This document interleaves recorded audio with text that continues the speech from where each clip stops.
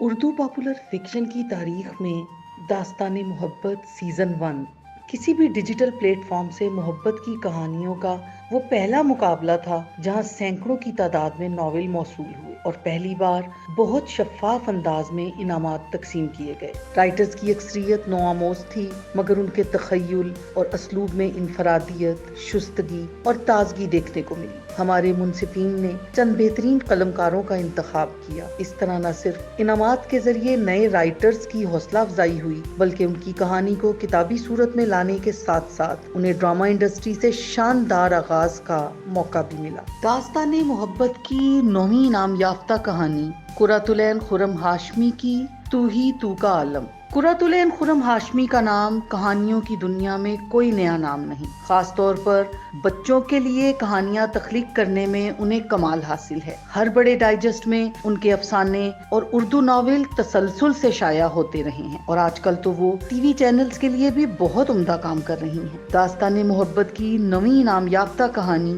تو ہی تو کا عالم قرۃ العین خرم ہاشمی کی تحریر کرتا ہے۔ تو ہی تو کا عالم محبت کی کہانی ہے، محبت جس نے اپنے لیے ہمیشہ عام چہروں سے لے کر بہت خاص چہروں کو چنا ہے۔ ہر بار محبت کا انتخاب لاجواب رہا، مگر اس بار محبت نے جس کا انتخاب کیا عام سوچ و نظر میں وہ محبت کے لیے پیدا ہی نہیں ہوا ہے۔ تو ہی تو کا عالم ایک ایسی محبت کی داستان جو کسی مرد یا عورت کے ملن یا جدائی سے تخلیق نہیں ہوئی، بلکہ یہ کہانی ہے محبت کے اس رنگ کی جسے کسی دور میں معاشرے نے کبھی قبول ہی نہیں کیا۔ محبت کا امرت کسی ایک رنگ، کسی ایک نسل یا کسی ایک جنس کے لیے مخصوص نہیں ہے۔ محبت زرخیز زمین سے پیدا ہونے کے لیے نہیں بنی، بلکہ محبت کا وصف یہ ہے کہ وہ بنجر زمین کو بھی زرخیز بنا دیتی ہے۔ کبھی کبھی محبت اس جنس کے خمیر سے بھی اٹھتی اور سانس لیتی ہے جسے خواجہ سرا سمجھ کر ہمیشہ کمتر سمجھا اور مانا گیا ہے۔ ایک ایسی ہی کہانی کہ جب کوئی اپنی محرومی کے احساس سے لڑتے لڑتے زندگی گزارتے